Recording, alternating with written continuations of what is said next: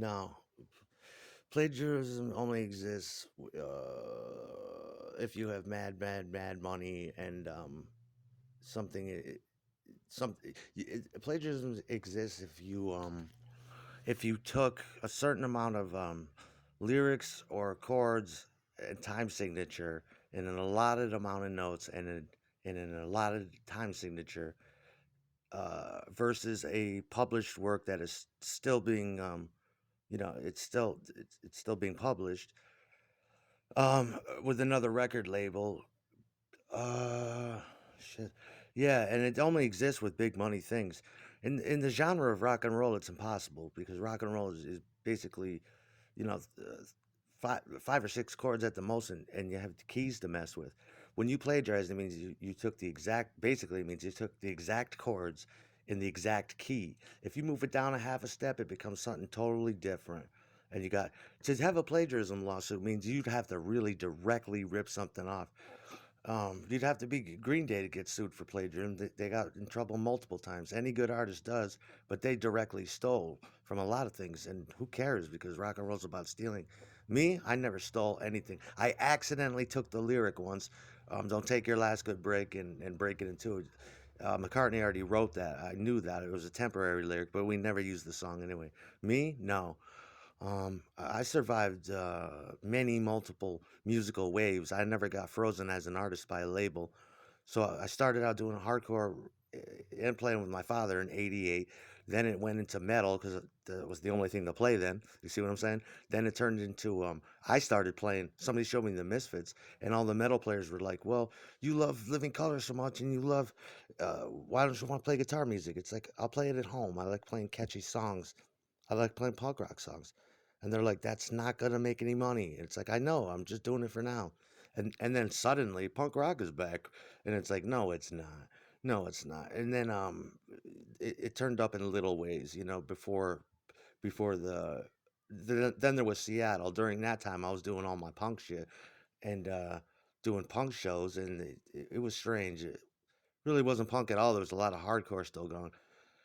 Then it turned into a whole different thing where I just started taking music and doing what I wanted. I started writing songs that were like Sabbath like with minimal guitars that weren't anything.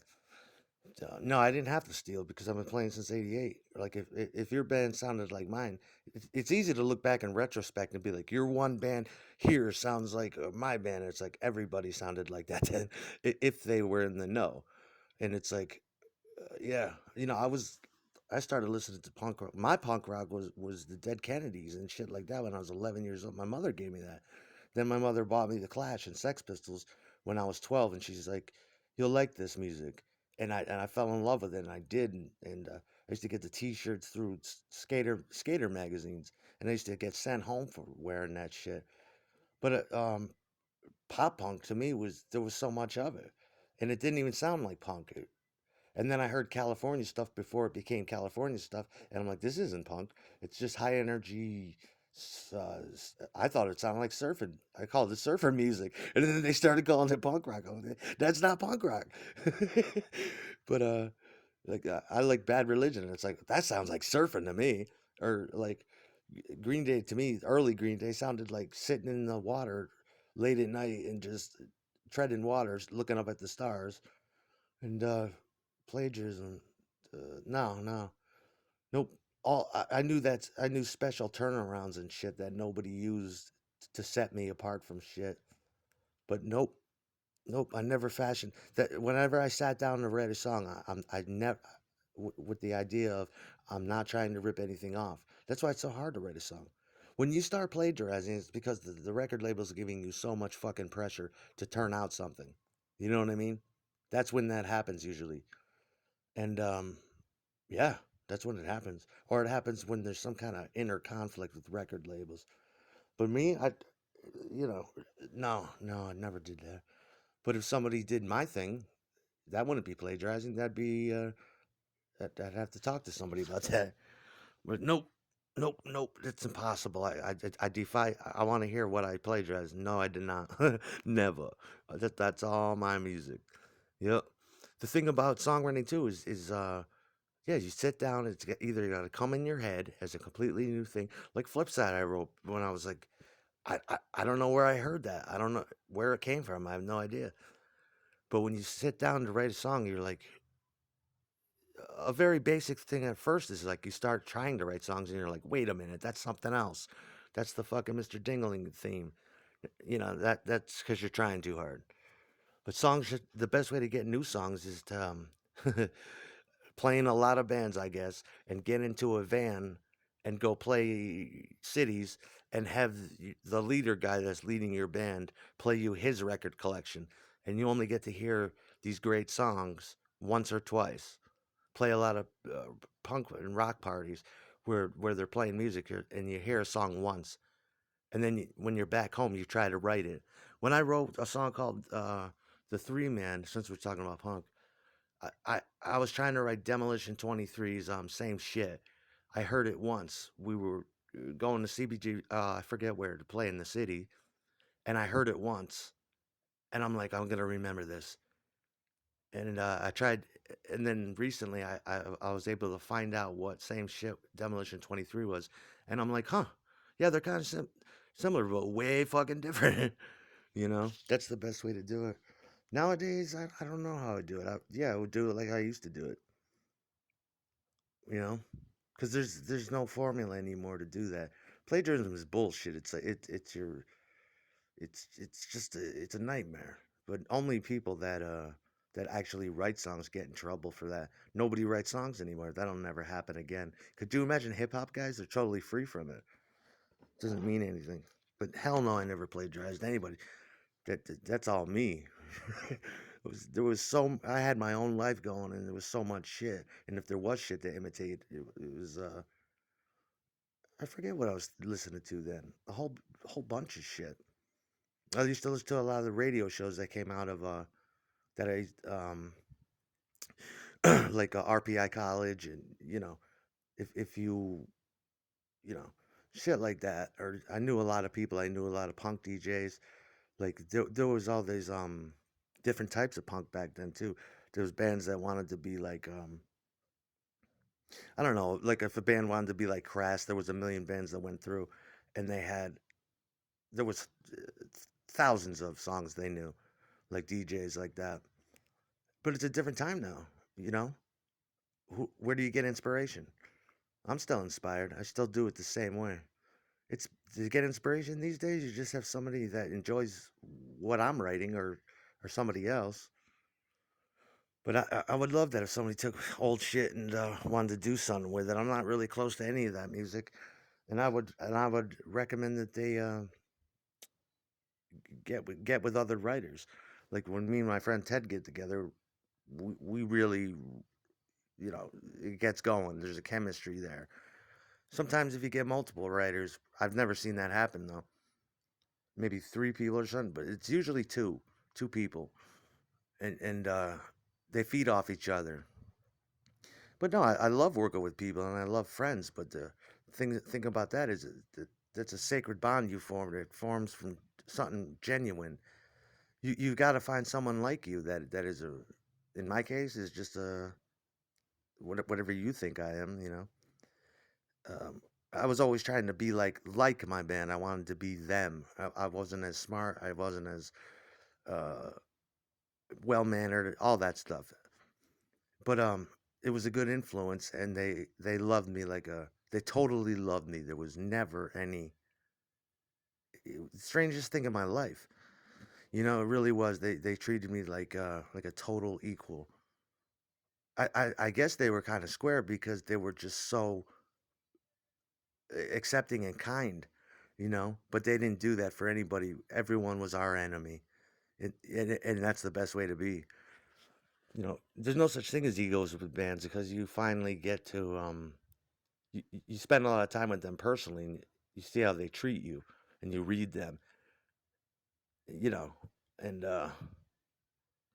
but if but yeah, I mean, regular dudes that you don't know, they're out to kill them motherfuckers. Fuck them, you know. That's what's the best part about hanging out with dudes that don't get a lot of girlfriends, or even gay dudes, which is all the art community and a lot of rock and roll and punk. You see that a lot. Is you get to deal with just the dudes, and it's just well, it's always about the music, but usually when you play with other bands a lot, they have a girlfriend, and it's like, and you hate the other band because they're always being disrespectful, and you're like, I really want his girlfriend, a fucking loser, and you just be as polite as possible. Hey man, yeah, I love you, I fucking love your shit. He walks away, you fucking piece of shit clown, because you know what he's all about. He don't give a fuck about you. You know, I love your shit, man. You're just fucking great. You're so good. It's like, really? Yeah, okay. Just the air about you. He could be a total phony, but you could just see that it's not genuine. That's how you do it. That's competition. But you don't talk to the other bands. You don't even. They're your fucking enemy. And if you do have a girlfriend, you don't ever, and you're protective. Don't ever bring her around other dudes. But usually by that point, your brain's turned off, and you don't look at her. You're not that lascivious. You're like, what? That's his wife. You know, would you like some coffee, Aaron? Would you like something to drink? You're like, you don't think about her like that. Like, okay, thank you. Yes. You know, it's a whole different animal. Like when I go to my old man's house, I don't like, is that your niece? Oh my fucking God, man.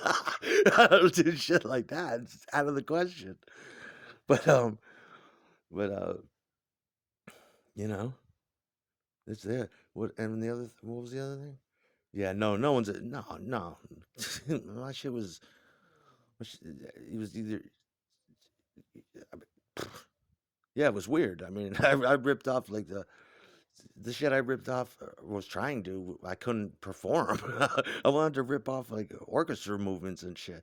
I wanted a perfect F sharp minor to D thing here with this descending thing and make it metal. It's like that's not gonna happen. So I just that, and then I started writing all in minor key or just, and then I threw away power chords when I was young. I'm like, I'm never gonna play a power chord again. After 22 years old, I never played a power chord. I just broken bars. And then I noticed that as I got after 22 years old, the gain stage went from 10 to like 5 to 2. Yeah, there was 10 billion bands, and they all sounded like I forget who they wanted to be the Descendants because they were unknown then. This is before Green Day. Everybody wanted to be the Descendants, and I'm like, yeah, I get it, kind of, but I heard other shit. I wanted to be like for a long time, Bad Religion. Then it turned into I wanted to be like this, and then I wanted to do that.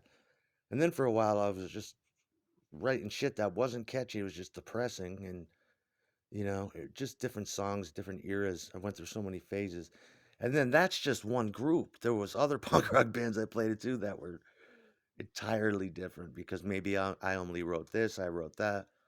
I was in just so many bands, so many different bands. The best shit I did was just me and my friends. Nobody's ever heard that shit. I don't have it anymore. I have none of it. But hell yeah, I violated a lot of copyrights by redoing songs. You're not supposed to do that without permission. But as long as you don't make any money on it, you can put it on YouTube. But you can't make any money on it. These are basic shit you learn when you're a kid. I had teachers, and I knew that. I come from a different era, man. You know, and plus I had freedom to do whatever I wanted. But you know, it's just fucking, you know. No, I never. That's insanity. Never plagiarized anything. But yeah, redoing covers is great. Why not? Who gives a shit? Yeah, the label's not gonna be like you did Duran Duran here. Like so what? That'll be thankful. Most of the time the copyright holder doesn't even say nothing. But do you know how many songs I could tie together that are in the same key, that have the same yeah, the same. You've heard me do it at home from time to time, and you're like, that's kind of plagiarism. Like how many people have done that? Punk bands have done that. It's just a typical nod. Like when people do shit in a genre, you'll be like, that's a beck and call back to another song that everybody's done. Like to say woo ha in hip hop. There have been 10,000 hip hop bands in the early, from the 70s and 80s that had woo ha, or and people don't know that, but yeah, it's old school. It's just, eh, in blues music, things like that. To turn around, you'd be like, how many bands did that? You're ripping off Muddy Waters. It's like it's rock and roll. How many people have ripped off Muddy Waters? It's standard. That's what kills genres. You see, um, if you got a rock song, you're like, yeah, but that rock song there, rips off Elvis in a way. You could say that they ripped off this, but this ripped off that. But yeah, direct stealing. I've seen a lot of bands do that in the major industry. It's like, how did you pull that off? You know, I don't know how that happens, but it's probably if you could steal stuff. And by stealing, I mean like you have to go through like old music that there's no publishing anymore, or is a weird. It's in a weird catalog. I used to go to the library and do that, scour records and get inspired, things like that. You find things, and most of the time it's quirky and weird, and people don't appreciate it anyway. But it does make for an interesting thing. I love those songs that come out of nowhere. You get maybe like three in your lifetime. Um, and the guy like that I wrote, I'm like, I don't even know what this is derivative of, you know. But that one song I was talking about, at the end, I put "Seasons in the Abyss" chord in it just to be a jerk. Metal people, it would make people smile. They'd look up, they'd be like, "Holy shit, that's cool." It's like, yeah. Why would you do that? Because I'm a fucking weirdo. But this phone needs a ring because I need to know how much of this shit went on, like with that and other shit, and just whatever. Just make that goddamn phone ring so I can fucking get on with my life. That's all I care about. But hell no, I didn't do that. A lot of my shit is that what you meant by doing covers and stuff? But what is it? What was I gonna say? Yeah, the I don't know. I don't know. Yeah, why does that happen? It must happen for a particular reason when it's direct ripping off of it. It's like that band is too good to do that. They could just crap and get something. It's like that must have been done for a reason. And I've always been convinced of that, where it happens from time to time. You're like, that band directly stole. That's like the Beatles doing stuff like that. You're like, huh, you would never see that. They innovated a certain thing. But that doesn't go on anymore. They were doing it to everybody back then.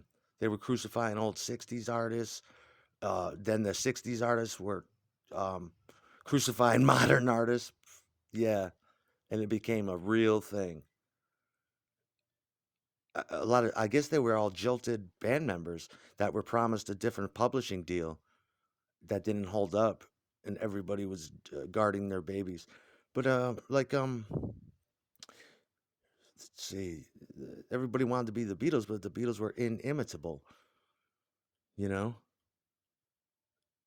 And that's about it. It's just money grubbing and people going back retroactively, or people from are worried about this or worried about that. That's when you just sign a deal. I don't know how much the shit is even worth it anymore, because these are, if you hold a guitar, it's dead music. It's dead art. You can still make good electric shit. You can still make all kinds of music, but who's gonna buy it? Where do you play it is the question. But it's still a whole lot of fun if you're having fun.